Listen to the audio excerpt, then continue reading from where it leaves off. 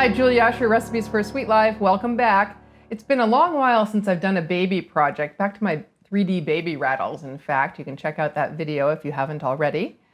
But my niece Sally and her husband Zach have a newborn on the way, so I thought it was high time to do another baby project. They don't yet know the gender of the baby, so this project is not only going to be baby related, it's also going to be gender reveal. I've got a 3D baby cradle here for you today. When we lift up the blanket, there's going to be some candy hidden inside that's going to reveal the gender of the baby.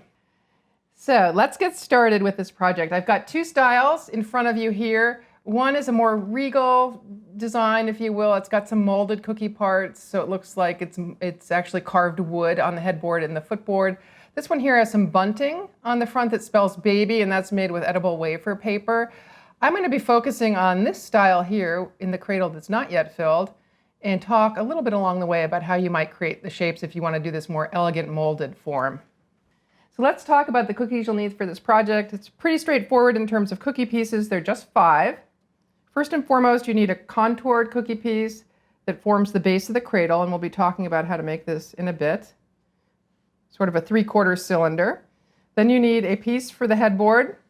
This is actually a Franken cookie, meaning that we morphed 2 cookie shapes together to create one. That's a term coined by somebody in the cookie business. I don't know when, but it's kind of caught hold, and it's used to refer to any time two or more cookies are merged together or another standard cookie shape is modified by taking dough away from it. In this case, we're putting 2 pieces together to create the headboard and also to create the baseboard. I'm going to show you how to make both of those 2 pieces. And then you need 2 runners. These are cut with 2 cookie cutters. It's slightly a different process than the norm, so that will also be demonstrated. And then if you do want to use or go with a more elegant wood-carved effect, you can use some molded cookie pieces. I've got some scrolls and hearts that were used on the project in front of us, but these are completely optional.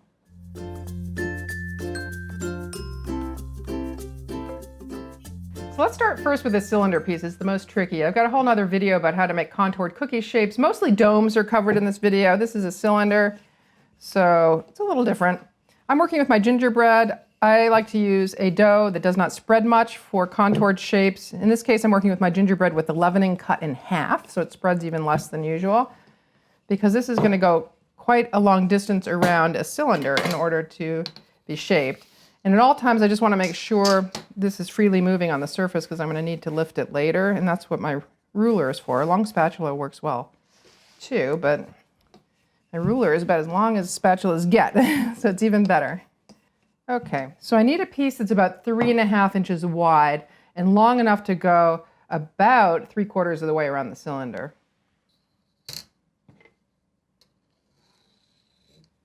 And then marking off about 3.5 inches and 2 points to create the other line.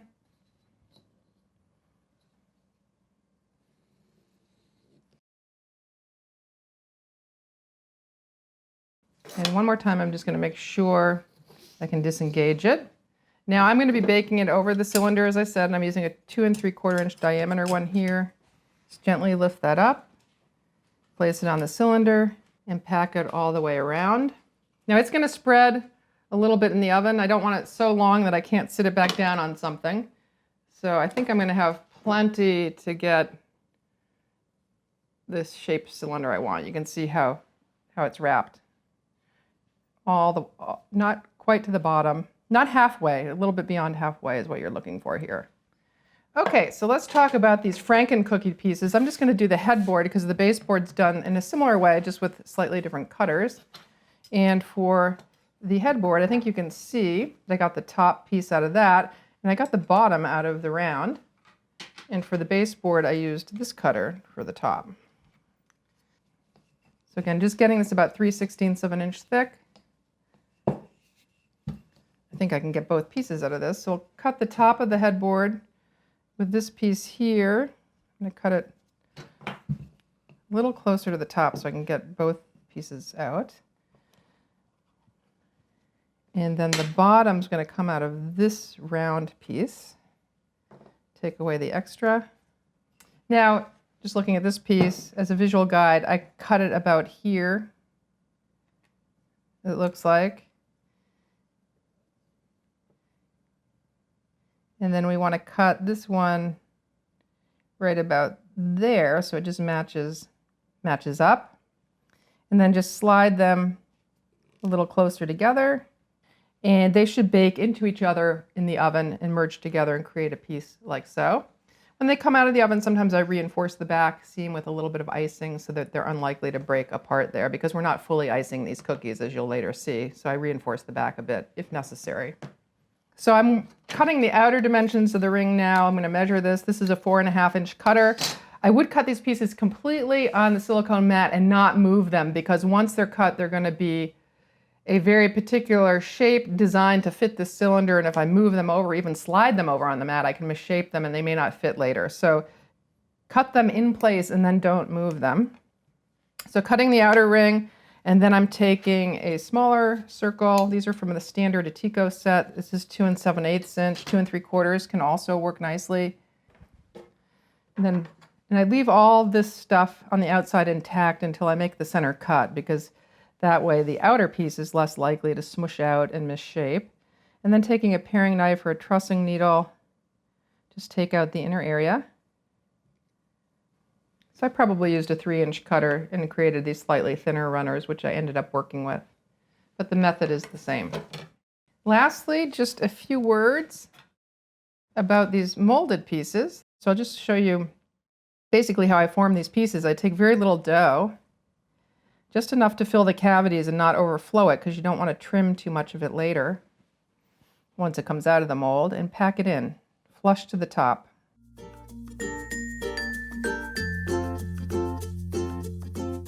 So we're ready to distress the sides of our cradle pieces, the body, the baseboard, and the headboard.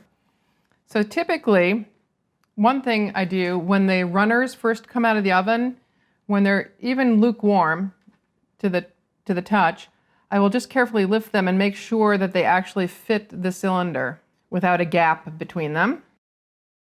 So that's one thing about fit that's important. The other thing I like to do with these cylinder pieces, especially if I'm not going to put it all together in the same sitting, is to reinforce the inside with some royal icing. The outside is only going to be coated with a very thin layer of royal icing and straight up food coloring.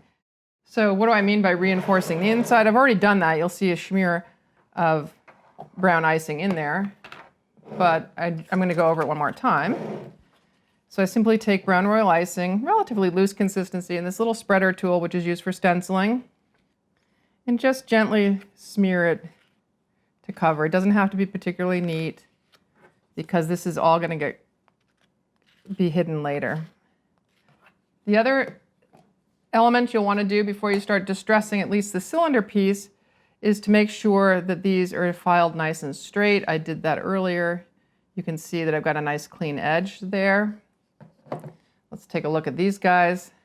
This guy is pretty clean as well. If it's not, take your microplaner and just run along the length until you get it nicely filed down. We are going to be putting some fondant trim on here that will conceal any roughness, but it's nice even so for that fondant to lay flat to make sure it's nice and smooth. Of course, you want to file it after your inside icing is dry. You're going to get crumbs stuck in it like I just did.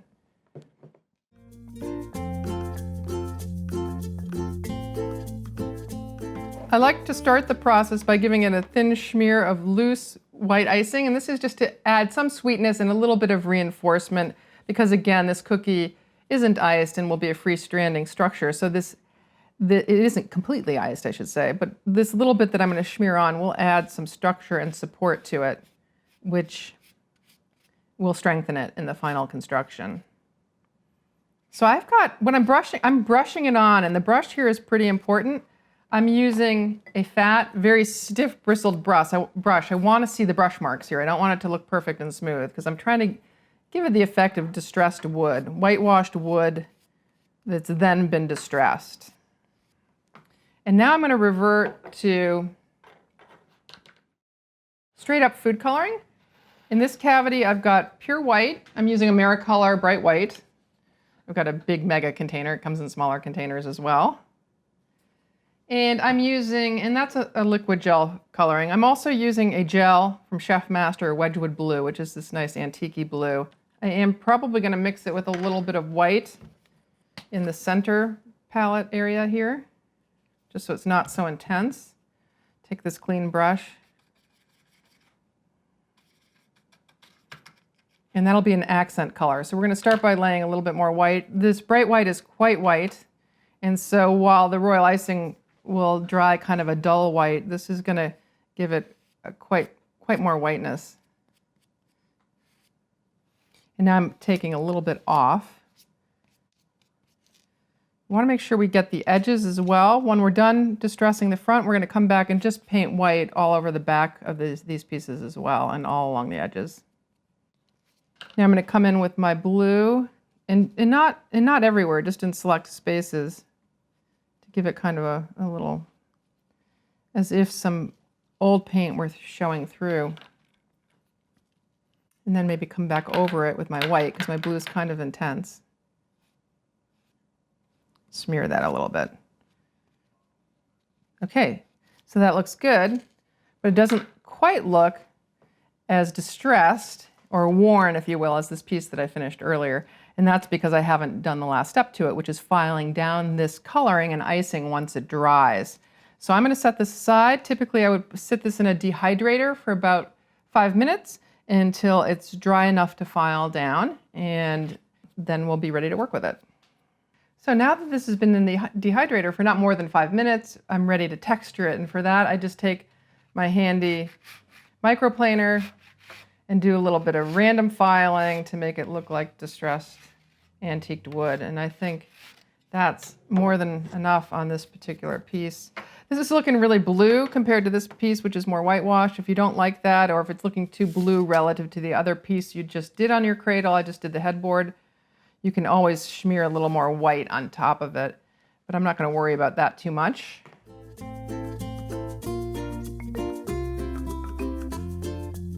So for outlining and flooding, I want my outline to kind of merge into my flood icing in this case, so it's not so distinct. So I'm going to try to outline and flood with the same consistency royal icing all the way through. A relatively loose outlining icing and a relatively thick flooding icing, if you will. Maybe about a couple teaspoons of water to every cup of my icing glue would get it to about this consistency. I'm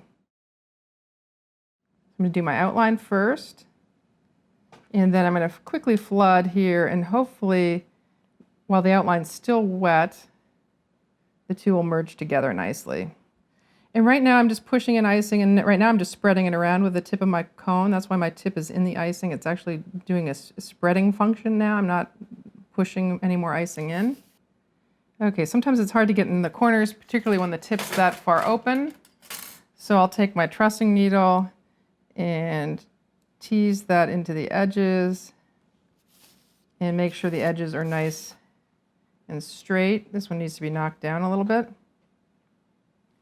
And now, while that icing is still wet, I'm going to take a relatively, this isn't a super loose icing, it's actually a relatively thick one, because I don't want it to spread too much when it hits the brown. If it's too loose, it'll spread a lot when it hits the brown. You'll get a really thick line. So I have to pipe pretty slowly because it's relatively thick, and I don't want the line to break in the middle of this. I'm going to start off the edge of the runner just to avoid a blob in the middle.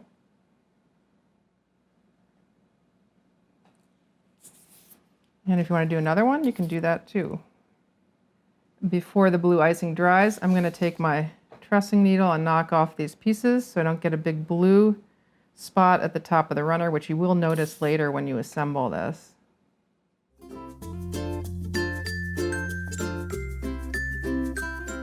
So let's talk about the bunting. That makes use of edible paper, a wafer paper in fact, which is usually potato starch and water that's been dehydrated into thin sheets. It's tasteless. There's some wafer paper now that has a little bit of vanilla flavoring to it, which is quite nice. But this pre-printed paper with the floral pattern is actually tasteless, and it's a minor accessory. I don't like to use it in heavy doses on cookies simply because it is kind of papery to the touch, but it does look very realistic. And we're just going to be cutting little flags out of it and stamping the words baby on it using these wonderful little letter stamp sets from Recollections. Now to stamp, I'm using food coloring. Nothing more than what I usually use to color my royal icing, the liquid gel food coloring from Chef Master. Other brands of food coloring will work nicely as well. So I'm just going to apply a little of that food coloring to my ink pad. So I've squeezed food coloring on it, and you'll notice I blotted out the excess because I don't want too much pooling up on any stamp. And I'm going to stamp here on the paper. I've also folded the paper over to create the flag. I'm going to cut it a little smaller, and then we'll come in and trim it down to size. Just want to make sure that B is centered on the flag.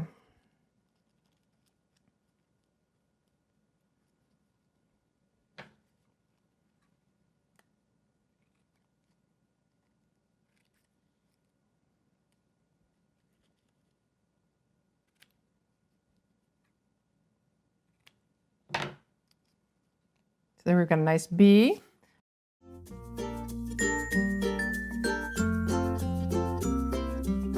So we are ready to begin accessorizing the headboards, sideboards, and the cradle sides before we put it together. This is the headboard that I had in the dehydrator and I since distressed. I think it's looking pretty nice. And we're going to string the bunting from that. In the spirit of keeping everything completely edible, I found this really cool, these are somen, Taiwanese noodle that's yellow and quite flexible until it gets dry. And I thought it looked like nice little cording. So we're going to string the bunting from that. I actually want to make sure I get a nice piece that has a nice loop that's going in the shape I want first. That first piece wasn't so great. I think that'll be quite nice. And so I'm just going to string these little pieces onto the bunting. And I'm going to try to secure it with corn syrup just a teeny bit. Too much water on this wafer paper can cause it to dissolve. So if that doesn't stick it together, which it sometimes doesn't, we'll stick it down with a little bit of royal icing glue. I've got white in here.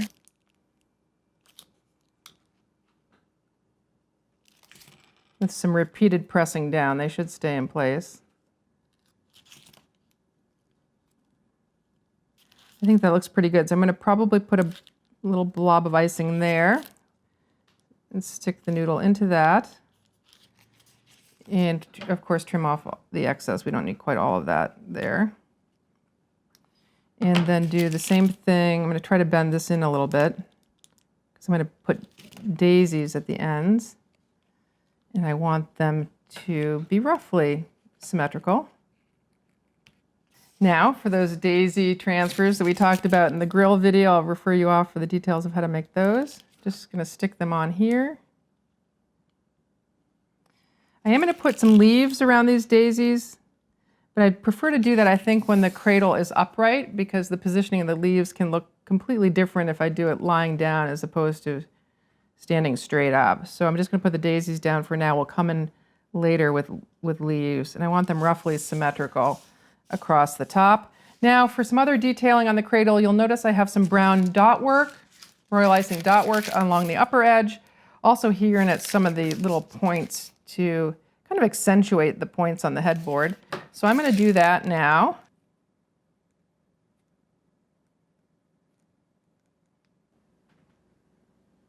You could do this in any number of colors. I thought that brown, white, blue, and pink all sort of work with the theme we've got going on here.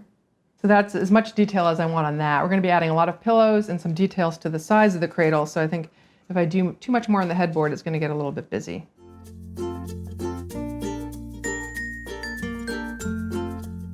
So now we're ready to trim out the baseboards and the sides of the cradle, and I'm going to do them with slightly different kinds of trim.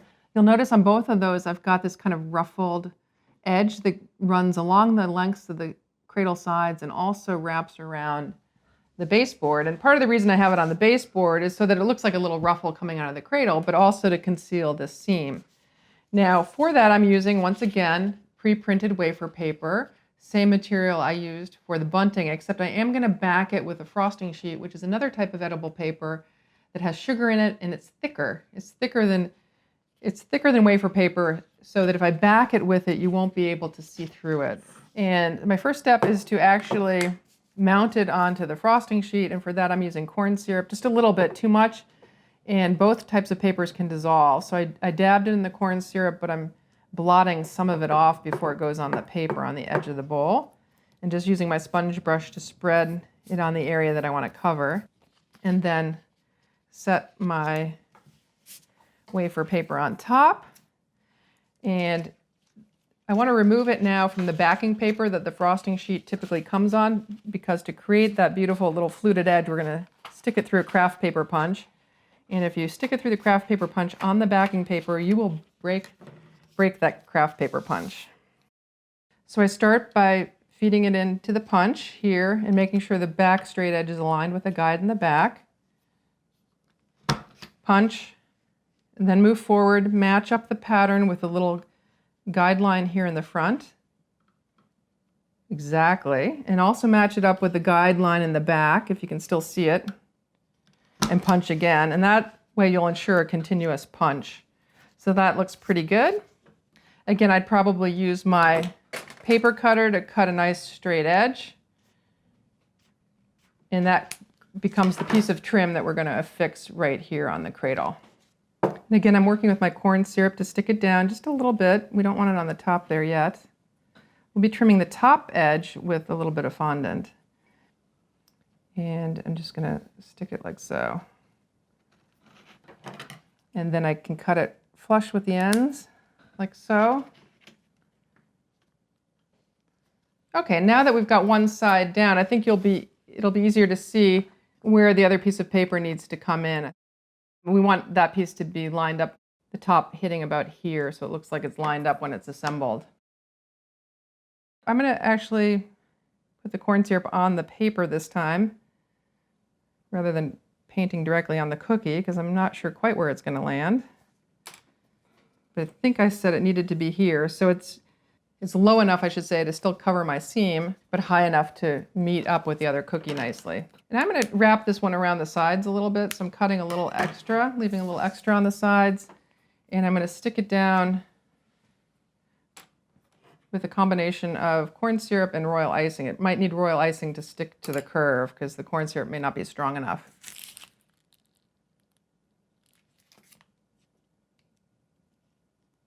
So I think what I want to do here is another little series of brown dots, and then just put some brown dots also on the upper edge like I did with the headboard.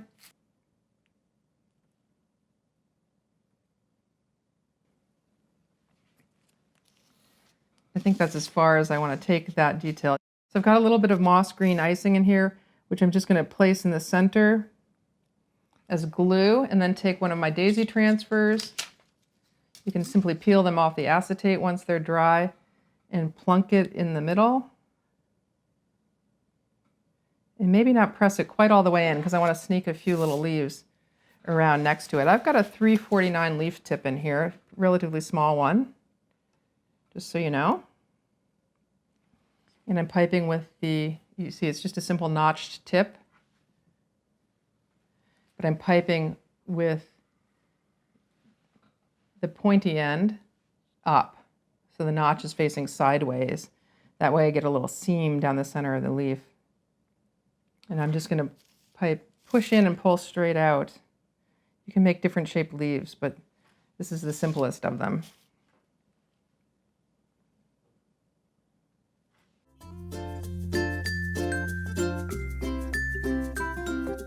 So I've got a baby blue fondant here.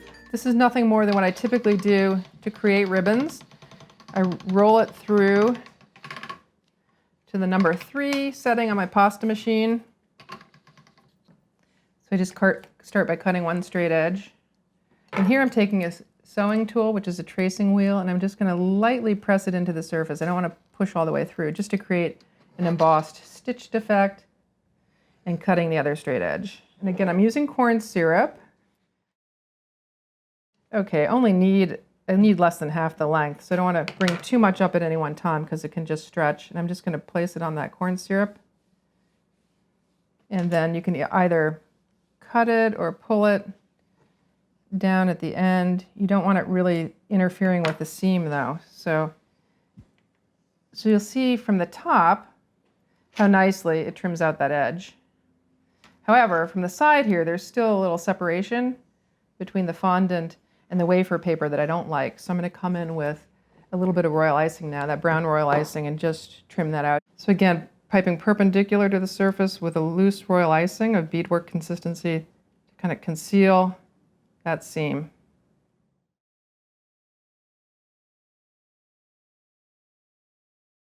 All of our pieces are now completely dry, including the runners, so we're ready to start assembly. This is actually a slightly different version than the one I just decorated for you because that's still drying. So if you're noticing the colors and schemes are slightly different, that's why. So now I'm just going to pipe a little bit of white royal icing glue, not a lot because I don't want it to smush out all over. Lightly press it into place, and then we are ready to glue the other part on top. I don't really need to allow too much waiting time here. We are going to reinforce the outsides of the seams with a little more glue and also detail them.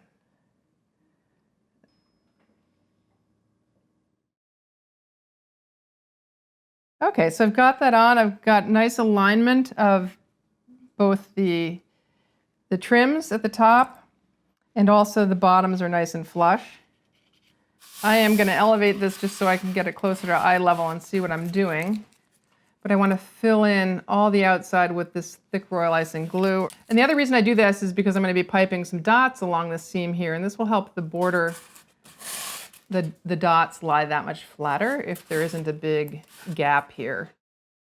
You want to do that at the top or at the baseboard, if you will, as well.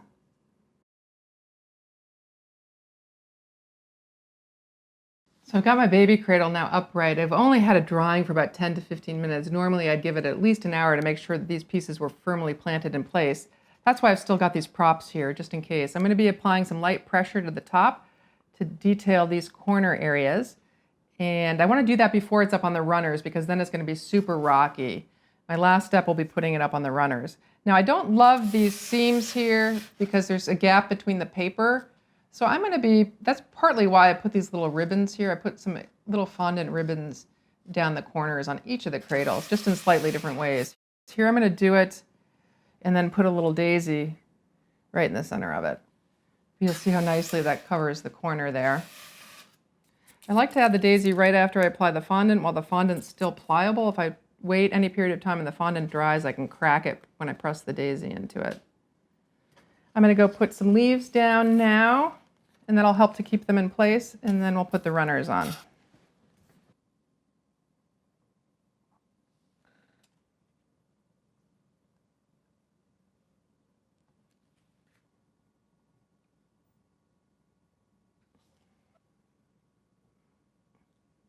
So we are ready to mount the runners, completely dry. I'm going to use white icing glue. So I'm just going to concentrate it down in this zone here, and I'm using white because it's going to be easier to clean off the underside than brown. And nestling it into place and making sure that as I look at it, it's centered front to back. And just tucking it under. I'm trying to put it slightly behind, or away from the ribbons I just laid. So it's kind of just off from that a little bit. And once I get them in position, I'm going to prop them with these other containers to make sure they're standing straight up. I actually think it looks pretty good. And then prop it from the other side and let it dry completely before we load it up with any goodies. So that completes the runner to headboard assembly of the 3D baby cradle. So where does the gender reveal part come in? Well, that comes in terms of what I put inside the cradle. As I said, my niece Sally and her husband don't yet know the gender of the baby, but I'm banking on a girl because we've got 8 nieces. I've got 8 nieces in my family. So completely fill up the cradle with whatever appropriately colored candy, be it pink or blue. And then you want to hide it so that when guests see this, it's truly a surprise. The gender of the baby is truly a surprise. To do that, you could do it any number of ways, but I chose to tuck a little gingerbread teddy bear in there. There's a little royal icing pillow with some wafer paper fringe behind him, which is a little hard to see. Those 2 cookies are actually projects unto themselves, so I'm going to be covering them in my next video, so please tune in for that. And once they were in there, I just simply tucked in a little bit of folded fondant that had some sugar veil, the pink part of sugar veil on top, to create a blanket.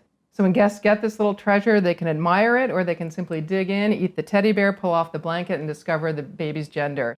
So till next video, live sweetly.